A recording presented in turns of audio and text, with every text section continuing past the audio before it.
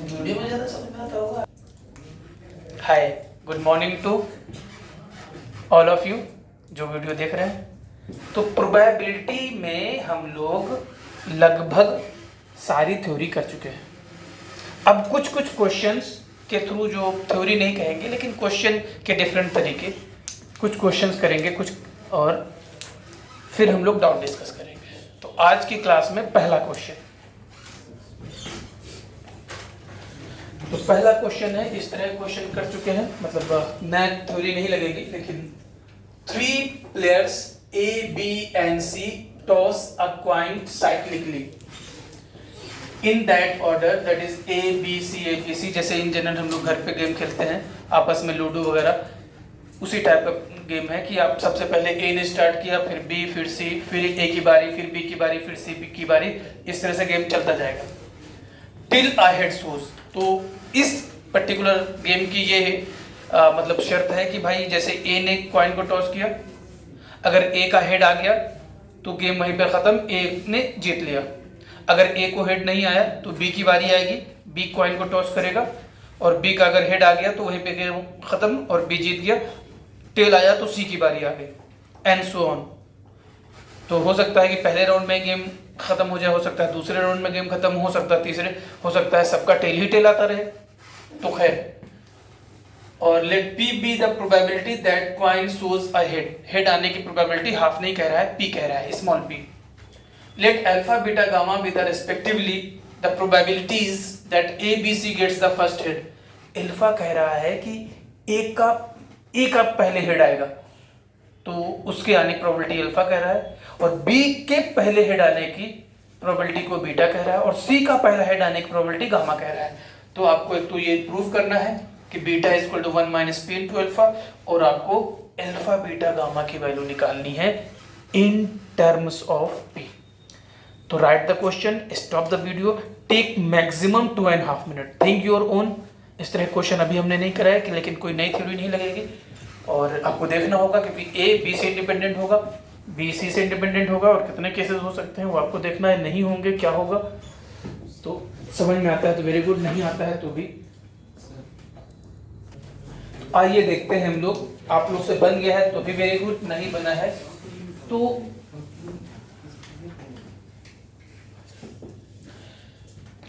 अब देखिए अल्फा क्या कह रहा है कि P A gets first head. First head का मतलब जब भी पहली बार हेड आएगा तो वो एक आएगा, है ना, और इसको कह रहा है अल्फा। ये हो कब सकता है? ये हो तब सकता है कि भाई शुरुआत किससे गेम की हो रही है? ए से। तो ए ने टॉस किया और उसका हेड आ गया, ए जीत गया।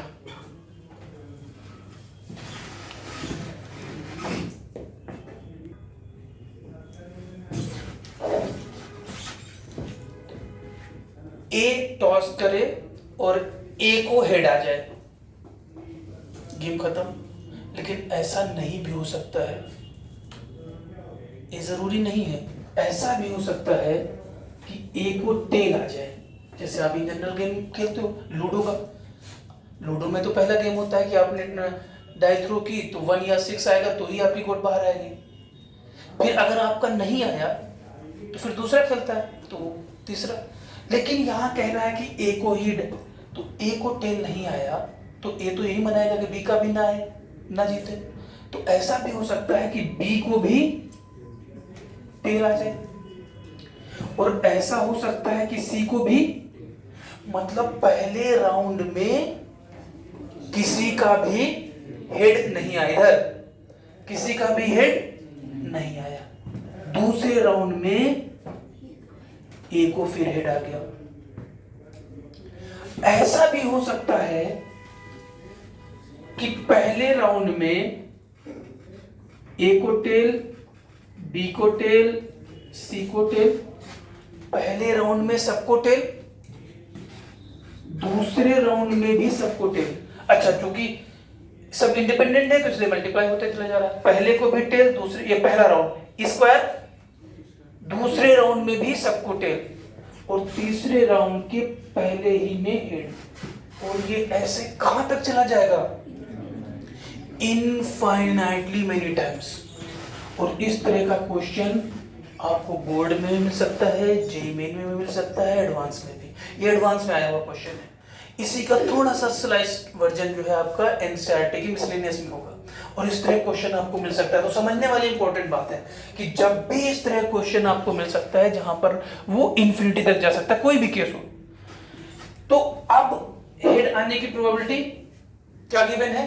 p plus 1 minus P into 1 minus P into 1 minus P whole cube into P, plus 1 minus P into 1 minus P into 1 minus P, 1 minus P whole cube का whole square, 1 minus whole power 6 into P, plus 1 minus P whole power 9 into P, plus dot dot up to infinity. जब ध्यान से देखें क्या बन गया? Infinite GP. First term p, common ratio 1 minus P whole cube, और चूंकि p probability है तो 1 माइनस पी 1 से छोटा होगा, और इनफाइनाइट जीपी की शर्त भी होती है कि जो कॉमन रेशियो होता है वो 1 से छोटा होना चाहिए। तो शर्त भी फुलफिल कर रहा है, तो alpha is equal to p upon 1 minus 1 minus P whole cube. तो note these steps and stop the video and find b gets first hit, that is beta, और फिर अपना अपना मिलाइए आकर के। तो अपन लोग अल्फा की वैल्यू हम लोग ने निकाल ली, और इधर लिख लेते हैं p upon 1 minus 1 minus P whole cube. अब यहां पर कह देते हैं b gets first hit, तो p a को टेल आएगा और b को हेड, पहले ही राउंड में। पहले राउंड में ये, दूसरे राउंड में मतलब ये सबको टेल आ गया ए, और पी बी को एच आ गया। पहले राउंड में सबको टेल आ गया, दूसरे राउंड में ए को भी टेल आया और बी को हेड आ गया। सबको टेल आ गया, पी ए को भी टेल आ गया और बी को हेड आ गया, और ये भी कहां तक जाएगा? इंफिनिटी तक जाएगा। तो अब यहां 1 माइनस पी इंटू पी हो जाएगा, 1 माइनस पी, और ये बीटा कहलाएगा। b gets first head, beta कहलाएगा। 1 minus P whole cube into 1 minus P into P, 1 minus P into P, plus 1 minus P to power 9, 1 minus P into P plus infinity. तो ये फिर से आपका GP क्या? Infinite GP, जिसका first term 1 minus P into P, that is P into 1 minus P, और common ratio अभी भी 1 माइनस पी होल क्यूब। तो बीटा इज इक्वल टू, तो बीटा की वैल्यू फिर यहां लिख देते हैं, beta is equal to 1 minus P into P upon 1 minus P whole cube. इसके बाद third part, C gets first head, C gets first head, C gets first head का मतलब पहले A को टेल, B को टेल और C को head. ये पहले राउंड की बात हो गई। दूसरे राउंड में मतलब पहले राउंड में किसी को भी हेड नहीं आया, और दूसरे राउंड में भी ए को हेड नहीं आया, बी को हेड नहीं आया और सी को हेड आ गया। तो ये भी कहां तक चला जाएगा? केवल दो ही टर्म लिखने हैं, अब तो इंफिनिटी तक चला जाएगा। ये आपका हो जाएगा 1 minus P into 1 minus P, 1 minus P whole square into P, 1 minus P into 1 minus P into P, plus 1 minus P whole cube यहाँ तक, और 1 माइनस पी इंटू पी। ये जान करके हम अलग अलग लिख रहे हैं, 1 minus P whole square into P, so that infinite GP का आपको 1 minus P whole power 6, 1 minus P whole square into P कहाँ तक? इन्फिनिटी। तो gamma will be 1 minus P whole square into P upon 1 minus P whole. क्योंकि अब first term ये होगा, common ratio अभी भी 1 माइनस पी होल क्यूब, तो gamma will be 1 minus P whole cube into P upon 1 minus P whole cube. तो यहां से अब आप रिलेशन देखते जाइए, यहां से आप रिलेशन देखेंगे, बीटा इज इक्वल टू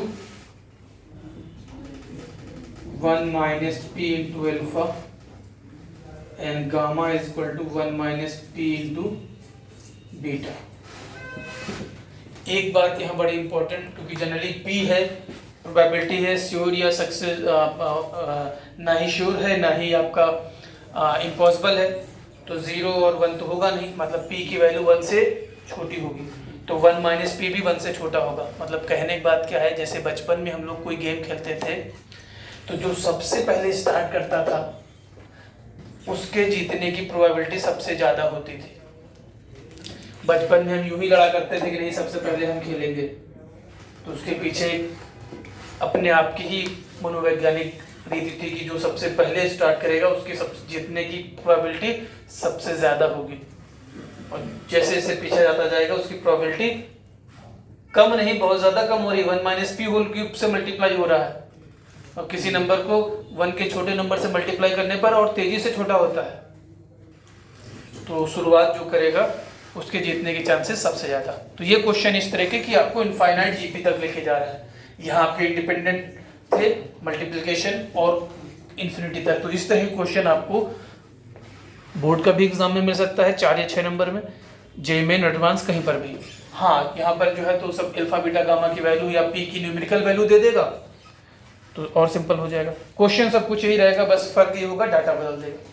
तो अब नेक्स्ट क्वेश्चन की तरफ पढ़ रहे हैं हम लोग। तो नेक्स्ट क्वेश्चन है आपका इस तरह का क्वेश्चन भी आप, out of 2n+1 tickets consecutively numbered, जो नंबर है 2n+1 टिकट्स पे नंबरिंग की हुई है और वो कॉन्जिक्यूटिव नंबर से 1 2 3 ले सकते हो जो भी लो। 3 आर ड्रॉन एट रैंडम, उनमें से 3 एक साथ ड्रॉ किए गए। Find the probability that the numbers on them, जो कार्ड पे नंबर्स निकल कर के आए हैं वो एपी में है। तो write the question, stop the video और try to solve your rule. चलो अच्छा, थोड़ी सी हेल्प भी आपकी कर देते हैं। एनएस कितना होगा? एनएस होगा आपका 2n+1 C3, क्योंकि टोटल नंबर ऑफ कार्ड्स आपका 2n+1 है, कोई भी 3 कार्ड सबके सब डिफरेंट है, तो 2n+1 C3। अब ए अगर इवेंट है कि नंबर्स आर इन एपी, तो एन ए आपको निकालना है और प्रोबेबिलिटी फिर हम बता देंगे आपको Na/NS। तो बस आपको 3 पार्ट में से एक पार्ट करना है, 2 पार्ट तो हमें बता दिए, PA=Na/NS, Na निकालना है। और हो सकता है परमुटेशन कॉम्बिनेशन में इस तरह क्वेश्चन आपको बताए भी होंगे।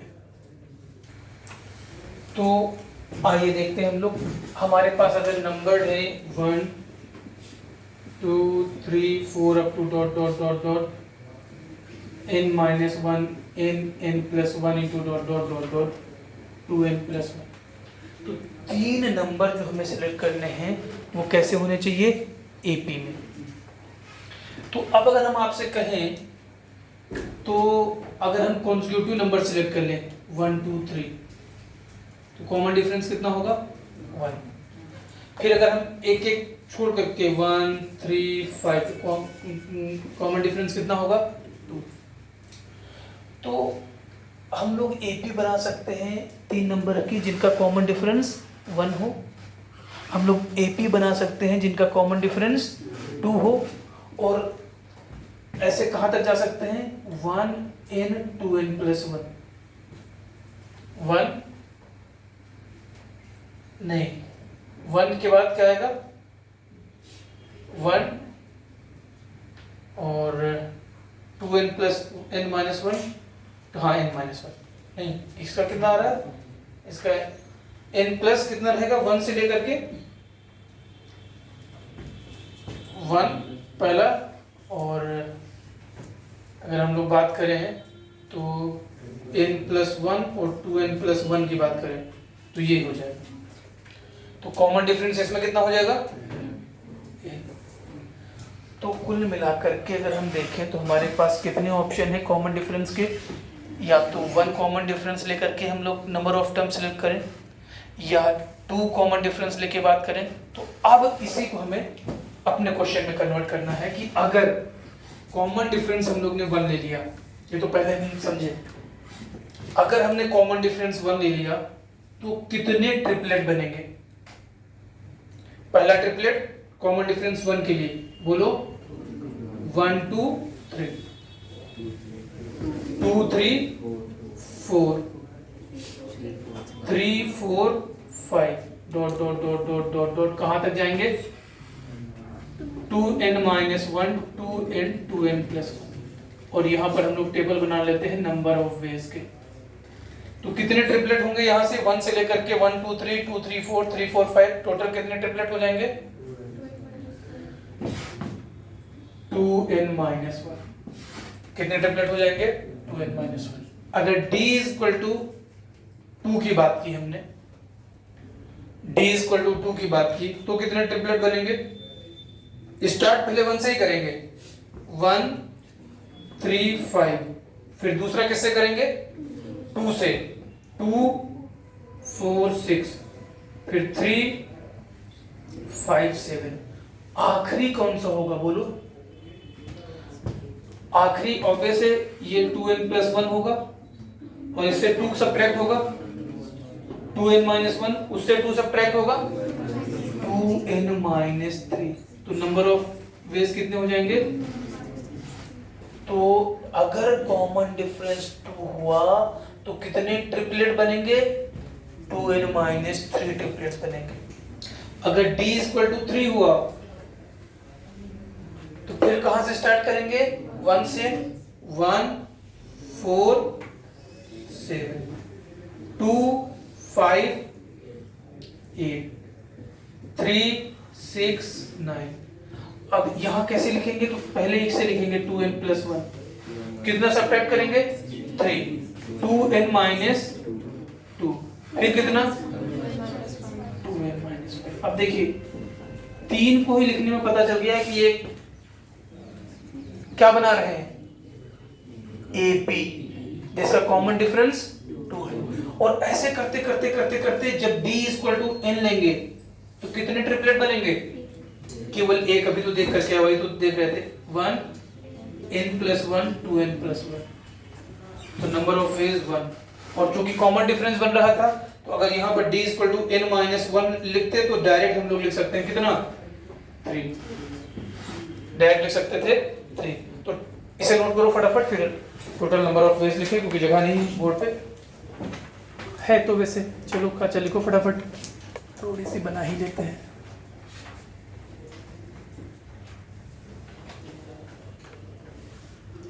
तो total number of ways NA, total number of ways कितना हो जाएगा AP। कितने टोटल टर्म है n, n/2 into first term plus last term 1 1 cancel, that is n²। तो NA आपका n² आ गया। तो probability n² 2n+1 C3, 2n+1 C3।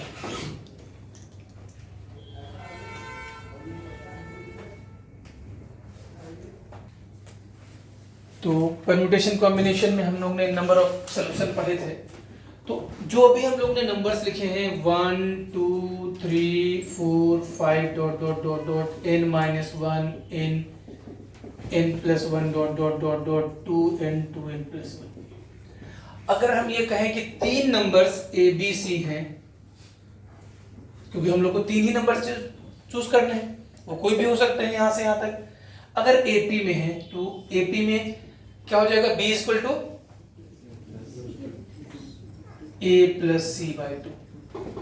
अगर हम लोग ऐसे A और C चूज कर लें जिससे कि B सेटिस्फाई हो जाए तो B = A + C/2। और ABC तीनों क्या है ABC AP के साथ साथ पॉजिटिव इंटीजर भी है। तो B = A + C/2, तो B a plus C by 2, A और सी या तो दोनों के दोनों इवन हो या दोनों को दोनों ऑड हो। तो a प्लस सी यहीं से चूज कर सकते हैं, तो अपना b एडजस्टमेंट लेता जाएगा। तो अब हमारे पास इवन कितने हैं, इवन नंबर्स कितने हैं, n है, और ऑड कितने हैं, n प्लस 1 है। तो आप कह सकते हो कि n a is equal to nc2 plus n plus 1 c2 है ना। तो ये na आ गया, और उसके बाद आप जो है pa is equal to na upon ns। Note करिए फटाफट, फिर नेक्स्ट क्वेश्चन की तरफ बढ़ते हैं। नेक्स्ट क्वेश्चन है आपका, in a set of 5 games in tennis between 2 players A and B, the probability of a player winning a game is 2/3. Who has won the earlier game? Wins first game, A पहला game जीत गया है। What is the probability that A will win at least 3 of the next 4 games? अगले 4 मैचों में कम से कम 3 match A जीते, इस बात की प्रोबेबिलिटी निकालनी है। Write the question, stop the video and try to solve your own. तो आइए, जैसे आप सब लोग बना रहे हैं, अच्छा लगा। तो भाई ए विन फर्स्ट गेम, तो फर्स्ट गेम तो विन कर चुका है, तो विन करने की प्रोबेबिलिटी 1। अब कितने गेम खेलने हैं, 4। ए के जीतने को सक्सेस मान लेते हैं, तो पी हो गया 2/3, और हारने को फेल्योर, तो क्यों। तो अपन लोग क्या निकालना है, इसका मतलब एटलीस्ट 3 का मतलब px greater than equal to 3, px is equal to 3 plus px is equal to 4।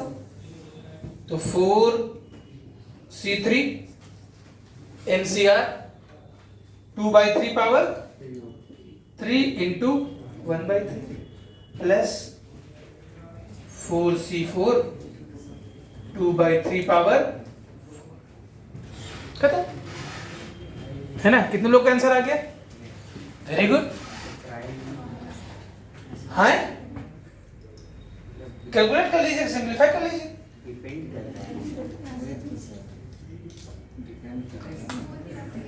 Breaking news, गलत है। क्यों, बाइनोमियल या बर्नौलीज ट्रायल नहीं है। 5 बार गेम खेल रहे हैं ए और बी दोनों, ए के जीतने की प्रोबेबिलिटी हमेशा सेम नहीं है। मैंने देखा आप लोग में से कई लोग ने खट से निकाल दिया। हर स्टेप में जीतने की, क्यों, जरा ध्यान से देखिए, इसलिए बाइनोमियल डिस्ट्रीब्यूशन नहीं लगेगा। 5 मैच खेले हैं दोनों ने, 3 2 5। कह क्या रहा है कि जो जीता अगला मैच उसके जीतने की प्रोबेबिलिटी 2/3 है। इसका मतलब जो हारा था उसके जीतने की प्रोबेबिलिटी 1/3 है। जो हारा था उसके जीतने की प्रोबेबिलिटी, और अगर 1/3 से अगला मैच वो जीत गया तो फिर अगले मैच में उसके जीतने की प्रोबेबिलिटी 2/3 हो जाएगी। तो जिसे आप सक्सेस फेल्योर यहाँ नाम नहीं दे सकते हैं, तो यहाँ केस बाय केस जाना पड़ेगा कि भाई प्रोबेबिलिटी ए विंस, पहला ए जीत चुका है, दूसरा भी ए जीते, तीसरा भी ए जीते, चौथा भी, और ए हार जाए। एग्जैक्टली एटलीस्ट 3 चाहिए, तो 3 या 4, और ये तो जीता ही है, या ऐसा हो ए जीत गया है, ए जीत गया है, ए जीत गया है, ए हार गया, ए जीत गया। ये कौन सा केस है, 3 मैच का।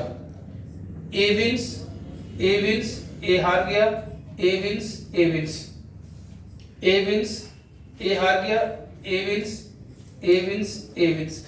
या ये क्या हुआ, ये एग्जैक्टली 3 विंस फ्रॉम 4 मैचेस, या ए विंस, ए विंस, ए विंस, ए विंस, ए विंस, सब और के साथ कनेक्ट है। इसका मतलब सबका समेशन होगा। और इस बात की प्रोबेबिलिटी कितनी होगी, पहला ए जीत चुका है 1, और चाहे 1 न लिखो, ये अंडरस्टूड हो गया। जीतने के बाद जीतने की प्रोबेबिलिटी 2/3, जीतने के बाद जीतने की प्रोबेबिलिटी 2/3, जीतने के बाद जीतने की प्रोबेबिलिटी, जीतने के बाद हारने बोर्ड की तरफ हारने की प्रोबेबिलिटी 1/3। जीत गया है 1, जीतने के बाद जीतने की प्रोबेबिलिटी 2/3, जीतने के बाद जीतने की प्रोबेबिलिटी 2/3, जीतने के बाद हारने की probability 1/3।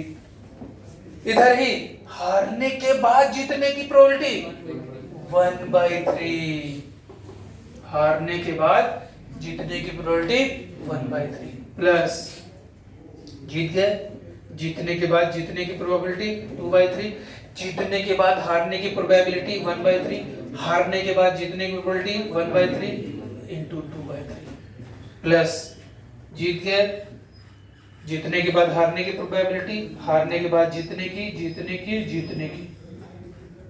Plus 1 into 2/3 into 2/3 into 2/3 into 2/3, इन सबका सम आपका रिजल्टेंट आंसर हो जाएगा। तो ध्यान रखिए ये बाइनोमियल डिस्ट्रीब्यूशन को फॉलो नहीं करेगा।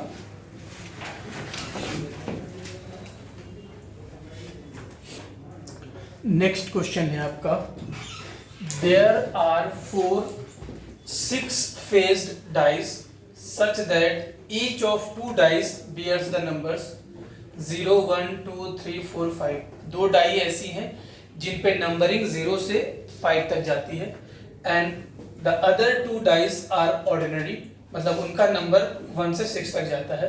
If all 4 dice are thrown, find the probability that the total numbers coming up, मतलब जो चारों डाई आप थ्रो कर रहे हैं उनके जो फेस पे नंबर आते हैं उनका सम 10 है। तो चलिए थोड़ी सी हेल्प कर देते हैं। एन एस कितना हो जाएगा 6 into 6 into 6 into 6, that is 6 power 4। And in A निकालना है, माना कि इवेंट ए क्या है, इवेंट ए है कि पहली डाइस पे अगर x1 आया, दूसरी डाइस पे x2, तीसरी पे x3, चौथी पे x4 और इनका सम 10। x1 x2 x3 x4 are integers और उन पे क्या रिस्ट्रिक्शन है वो डाई के थ्रू देखिए। Permutation combination number of integral solutions,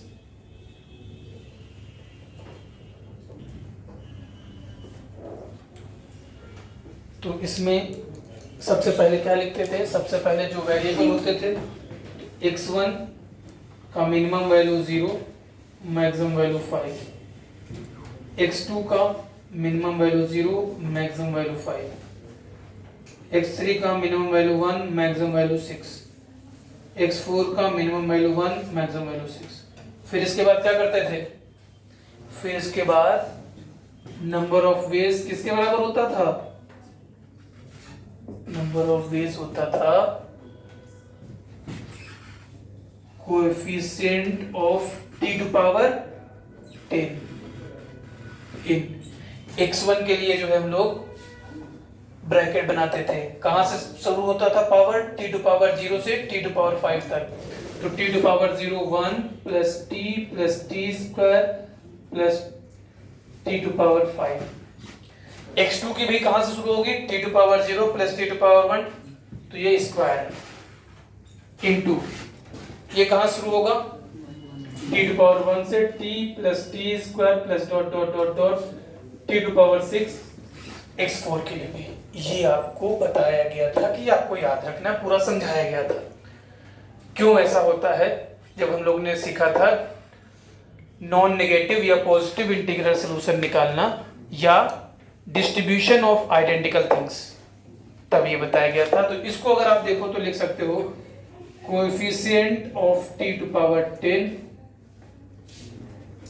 इन, इससे अगर t कॉमन ले लें तो t स्क्वायर, तो 1 plus t square plus dot dot dot dot t to power 5 whole power 4। यहाँ t निकलने के बाद ये भी t टू पावर ये सेम हो जाएगा।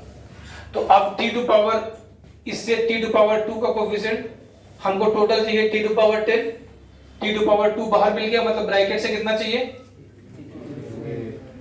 और तो coefficient of t to power 8 in 1 plus t plus dot dot dot dot t to power 5 whole square। ये क्या है? GP है। तो coefficient of t to power 8 in 1 minus t to power 6 whole power 4 a into 1 minus r power n upon 1 minus r, तो 1 minus t to power minus 4।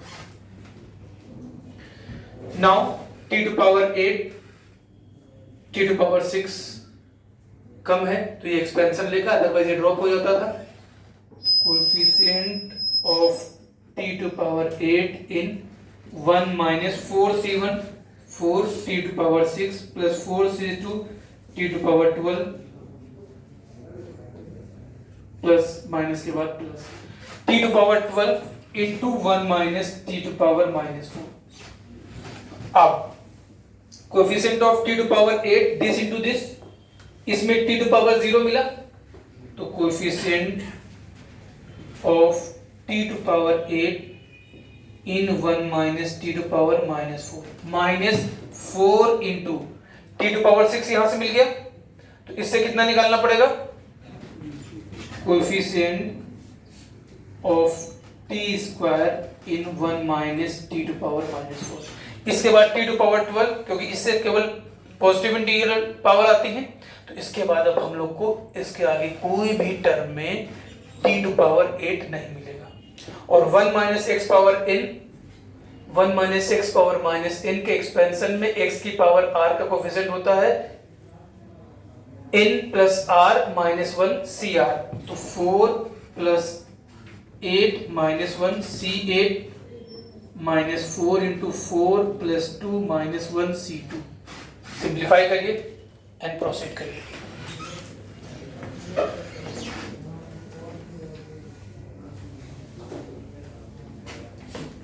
थोड़ा सा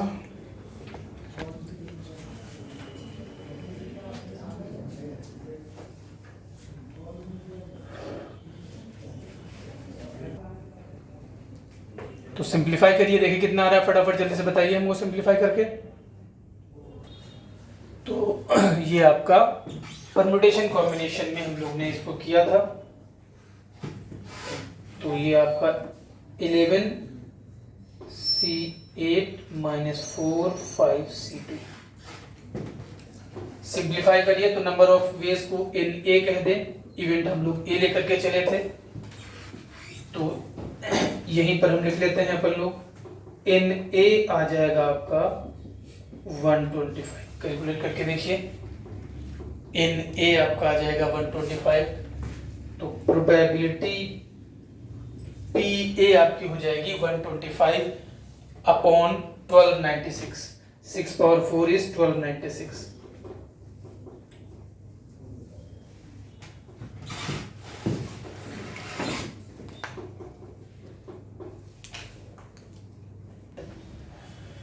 तो चल गया, अच्छा उधर चल रहा। हाँ, तो आज की इस क्लिप में इतना ही। नेक्स्ट क्लिप में कुछ क्वेश्चंस और करेंगे प्रोबेबिलिटी के, और फिर डाउट डिस्कस में एनसीईआरटी का मिसलेनियस और पैकेज का जेईई मेन अप टू 25 तक। तो एंजॉय करते रहिए पढ़ाई के साथ साथ। मिलते हैं फिर नेक्स्ट क्लिप में। Okay, bye bye.